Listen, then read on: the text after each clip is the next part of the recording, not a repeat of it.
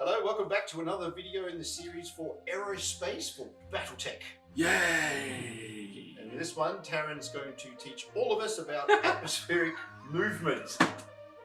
You like how I did that? Yeah, I love the way you fobbed that off to me, the man who knows nothing. High altitude movement.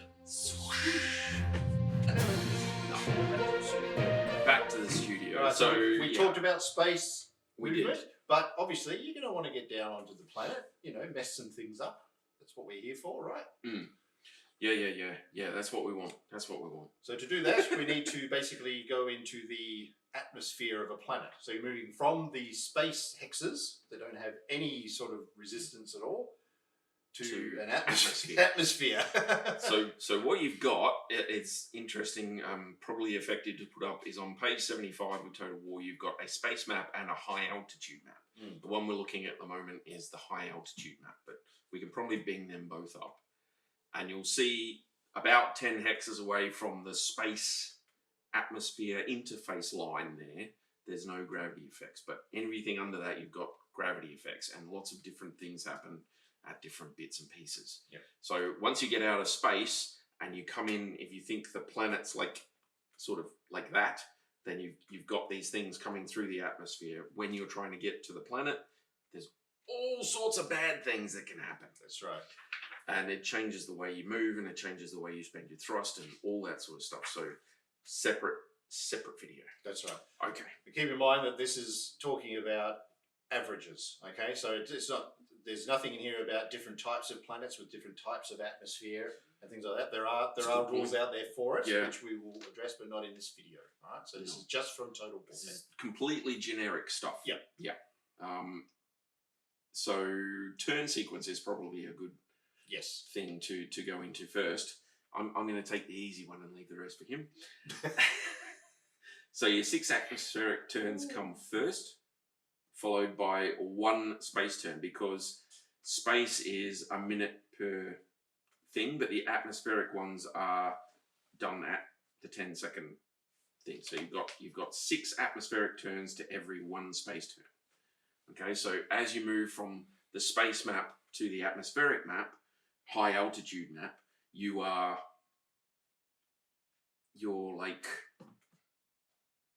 not speeding up, but your scale changes. So you're having to make moves at a different scale. That's right. Yeah. You can move from space down to the atmosphere by going through the line on the map there that says space. Atmosphere interface. It's not actually there if you're flying through space. It's just on here. Yeah. So you got to feel for it, a bit of resistance. If you watched any of the like spacey type movies where people are coming down to a thing, like a dropships coming in or anything like that, this is the point where they start to burn in the atmosphere. Yeah. Right? That line there is the point after which you start getting the heat build up on your ship. Right? The shuttle starts to glow, the dropship starts to send sparks at you and all that other stuff. This is where that happens. So while you're in the high altitude, while you're in the atmosphere hex, so we're not going to worry about that. But the space atmosphere interface is the bit that we're worried about at the moment. Yes. Because you have to get down first. Yeah. Okay. So basically, when you're going into the interface area, the unit has to do a control roll, so a piloting check. They call it a control roll in this, all right? And there are modifiers that may apply to that. The target number is 6, all right? And then on page, 80? Yep. There's a re-entry table there. It has something like, does the craft have engine damage? Does it have damage to thrusters? So there are I think you can have multiple damage to thrusters and things like that. Yeah, you can technically end up with no thrust. If you have no thrust, that's a +6. But the maximum modifier that they have on that is +6. It does actually say +6 is the most that you can have from a combination. If you've been cheaping out on your BV and you've only got a piloting of 6, then you're in big trouble. Yeah. We talked about that in the last video. We did say that piloting's pretty important, but now you're going to know really. You are going to see something here in a second that will make you drop your piloting to 0 and then never attempt it anyway. That's right. So basically you need to do this test. So if you pass, that's fine. Okay, not a problem. If you fail, the unit's velocity drops to 0 and it remains in that hex. Okay, the movement for that unit, this turns over for that. Okay, but in addition, you take 5 points of damage to the nose of the craft for every point of difference that you failed. Yep. So your velocity drops to 0 and it remains in the hex from which it tried to enter. Yep. So you're going from one of these space hexes to the space atmosphere interface. So from here to here, you fail your roll, you stay in the space hex that you tried to move out of. Yep. Your velocity drops to 0 and your movement is over, and then you take a bunch of damage to your nose. Which I mean, that's how it is. You know, you're trying to come in and you've hit the resistance, and you're trying to keep it under control. And the more damage you've got and things like that, it's going to make it harder.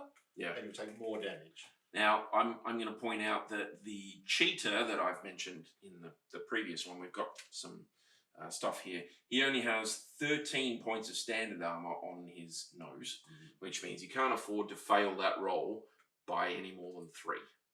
Yeah. If he fails it by 3 or more, he's dead. His nose burns up and he dies. That's it. Gone. So, not good. So no thruster damage. Don't even try it if you start, unless your pilot's really good. Yeah, it's just ridiculous. So only craft that can currently spend 4 or more thrust points can move from an interface to space. So we're going the opposite now. So yeah, that's you going the other way. Bust out. Yep. You have to have a certain amount of thrust to be able to get out. Yeah. So yeah, out of control. There are certain control rolls. There are certain critical damage, I think, that will list you as out of control. Yes. Right? So if you're out of control and you try and enter an interface, like it from either direction, as far as I can tell, including fighters, if you enter the interface out of control, you suffer 250 points of damage to your nose per point of velocity. And that's not good. Okay, that is not good. I think out of control is if your pilot gets a hit and loses a consciousness. I think you count as out of control. Yeah. I think there's a stabilizer or something like that will make you out of control. That force tests. Yeah, anything that forces tests. Yeah. Yeah. So basically, if you're in this area and you might possibly be given that out of control status, then you're best not to be there at all, because if you hit that atmospheric interface, you're dead. Yeah. I've got a sheet for an Overlord dropship here. Most of you should know the Overlord. It's pretty big. It can carry 3 full companies. What is that? Is that a battalion? Yes. That's a battalion, right? Yes. Okay. 36 mechs. Yeah, 36 mechs. A full battalion of mechs and 6 fighters. But it can still only sustain 220 points of standard damage to its nose. Yeah. So even one of them will be dead if it's moving more than 1. Even if it is moving 1, it's taking 250 points of damage and it's dead. Yeah. So you've got to be really, really careful. You need to be careful with your stuff. So it's just like prison. It's easy to get in, a lot harder to get out. Yeah. Right? So make sure. It's insane. Yeah. So fighters basically get annihilated. Small craft will get annihilated. Some dropships will get annihilated. The heavy ones, assuming they haven't been in battle yet, they might survive it. But so coming in from space to the interface to the atmosphere, from space to the atmosphere, you can take major damage trying to do that if you don't make a control roll. You can't get back out again unless you've got a thrust of at least 4. So you have to be able to spend 4 or more thrust points. Yep. And then if you're out of control and you hit it from either direction, you're stuffed. Basically. That's it. I assume that's either direction. That seems weird to me, but it doesn't specify. So you've got to be careful too when you're exiting. If you've got some internal damage, like your bomb ports or your bay doors, things like that, if they've taken damage, you're getting modifiers to your control roll on that as well. That could be quite. So if you've been damaged in the space battle while you're up here, and then you try and enter atmosphere, you've got modifiers. Yeah. Which is just nasty. And then there's the gravity thing.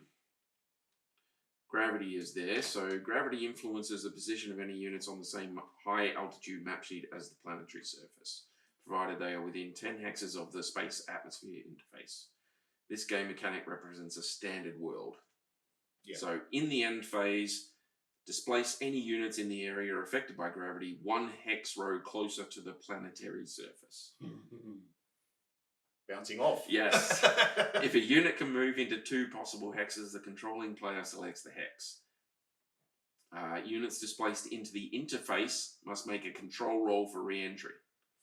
That's the roll that we've been talking about, that if you fail it, you take 5 points of damage per point you fail it by. Yep. It's not good. Gravity does not influence units in the interface, in the atmosphere, or in a ground or low altitude hex unless the velocity is 0. Units with a velocity of 0 must either hover at a cost of 2 movement points if you are allowed to, land if you can do that, or crash. One of them. They're your only options. A unit that crashes may damage ground targets. It crashes. That's another thing that we might go into at some point. But yeah, gravity is nasty, and the whole time you're on that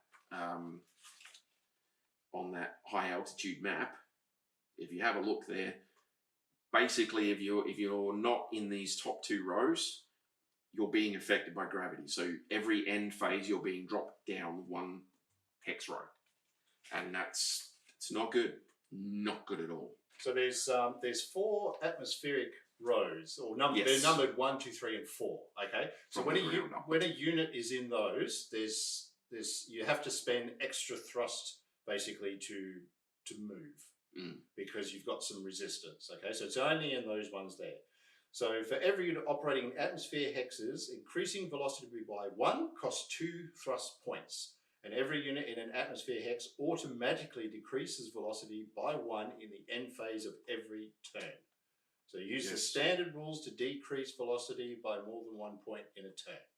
All right, so your thrusts or whatever to reverse it and all that sort of thing. Yeah. So if a unit exceeds the safe velocity for the altitude, so you see the high altitude table, which was on page 80. Yeah. So on 80 we got the high altitude table and the re-entry table. They were basically one thing, so we'll bring that back up. It automatically suffers 5 points of damage to its nose armor for each point by which its speed exceeds the safe velocity. If you have a look there, you've got the interface gives you a max safe velocity of 15, and then 4 gives you 12, 3 gives you 9, 2 gives you 6. Row number 1, you're only allowed a max safe velocity of 3, and if you're on that ground row, you've only got a max safe velocity of 2. Yeah.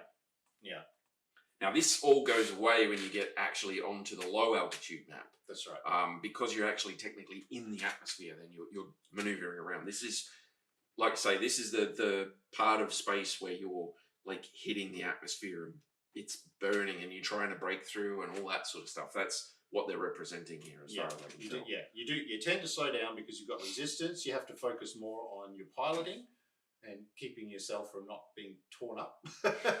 So you are going to slow down. So Aerodyne, dropships, small craft, and fighters can operate at higher speeds than Spheroid craft. So they get to do some cool stuff.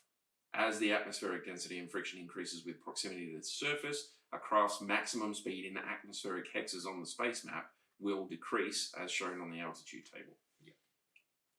If the fighter has a velocity, small craft or Aerodyne dropship has a velocity of 0, it'll be affected by gravity. So the spheroid ships or whatever, they'll spin around and they have their thrusters on the bottom. Yeah. And that's how they sort of they just sort of like along when they go. They're a lot slower, you know. But the advantage of those is that because of the way that they're designed, they can hold more. They can carry more, have more armor, more weapons. But once they get into atmosphere, they really struggle. So you have to have your nose facing away from the planet. So when you're a spheroid dropship, you have to end your movement with your nose facing away from that ground hex row, that bottom row. Yeah. Right? If you don't do that, then you may have to make a control roll, which could be bad.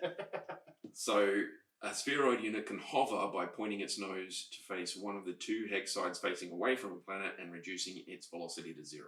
Unit must spend 2 thrust points each turn to offset gravity. While it's hovering, this thrust will not increase the unit's velocity. A hovering spheroid may sideslip into an adjacent hex for a total cost of 3 thrust points without having to pay to offset gravity. A dropship can sideslip more than 1 hex if it has sufficient thrust points. Yeah. So you look at that Overlord that I've got there, probably not a very good example because they're super slow, but he's got a safe thrust of 3. So he can technically spend the 3 that he needs to side slip by 1 without overblowing his safe thrust. So he can be pointed away from the ground and side slip over 1 hex at a time and still stay fairly safe, which is not bad. Yeah. It'd be interesting to. Well, we haven't had a lot of looks at how like weather effects and things like that can affect. We haven't got into environmentals, but I mean, the difference between an Aerodyne and a Spheroid dropship, there'd be advantages either way. I'm sure. But just the spheroids. I mean, in space, it's not really an issue. They're a lot bigger. They don't have to worry about gravity and all that sort of thing, and they've just got lots of armor and lots more space in them and things like that. Yeah. And you get a lot of them being carriers, so they'll either take a load of fighters or they'll take like the stuff that they're dropping on the ground. Yeah. And that's, I mean, one with a butt ton of fighters, and then all these bays of weapons, and it's just ridiculously powerful. Some of them. Yeah, I think that's movement. For high altitude, so moving from space to your high altitude and everything you need to know, that's pretty much it. How gravity starts to affect. You just got to remember that it's worth having a good pilot, and to make sure you don't have any damage if you're trying to enter and exit and things like that. You can really rip your ship apart if you're not careful. You can mess yourself up bad if you're not watching what you're doing. So this is why it's important. That's why they try to send forces out into space to intercept them. If they can do enough damage. They can't risk it, then that's it, you know. Yeah. And that's one of the cool things that you can do. Even if you've just got Total War, you can play the whole thing through. You can get to a jump point, you can follow the units through space, into the atmosphere, down onto the ground, do the mission, and then get them all back out again and see how well you do. Yeah. And it'd take you months to play the bloody game. It would be a lot of fun. It would be very cool. But you could keep it simple. You could just have like one lance, like a little raiding, objective raid thing, and that's it. Keep it simple. A couple of dropships and some fighters and things, and just fly through the ground hexes, assume everything's good, bring everything back up, and just, I reckon that'd be fun. But like I say, you'd need a while to do that. And then all of this serious damage going to space and outer space and back in the atmosphere and out of the atmosphere goes away when you actually get to low altitude. Yeah, that's right. So there's different things there. So that'll be in our next video. We're going to talk about low altitude, because there's a lot there, and it's really cool. Okay, and it's the beginning. We'll probably do a number of videos on this because it'll be interactive. There's a lot of stuff. The ground units as well. So we'll see how we're going to do that one. If there's any questions you've got about that particular bit, put it in the comments. Okay, we do want to hear, because if there's something you've come across that we've missed or we got it wrong, or whatever, we want to know. We want to get it right. So. And not just for us. If there's new players that are watching this, and we give them the wrong information, I don't want people getting a bad game or going, they said this and I said that. So we're trying to produce these so people can get into the game easier and stuff like that. That's it. If you really want to get into this, get yourself a copy of Total War. Yeah. Because it's got all of this in there, and you can follow along with us, how we're doing it and everything. But like Adam said, if there's anything that you spotted that you're sure is wrong or that sounds a bit weird, put a comment down. Yeah. We can clarify it. We can go through it again. We can do whatever we need to do. And it's cool. That's it. All good. Thank you, sir. Okay, no, thank you. And thank you for joining us for this video. We'll see you in the next one. Take care of yourselves. Bye.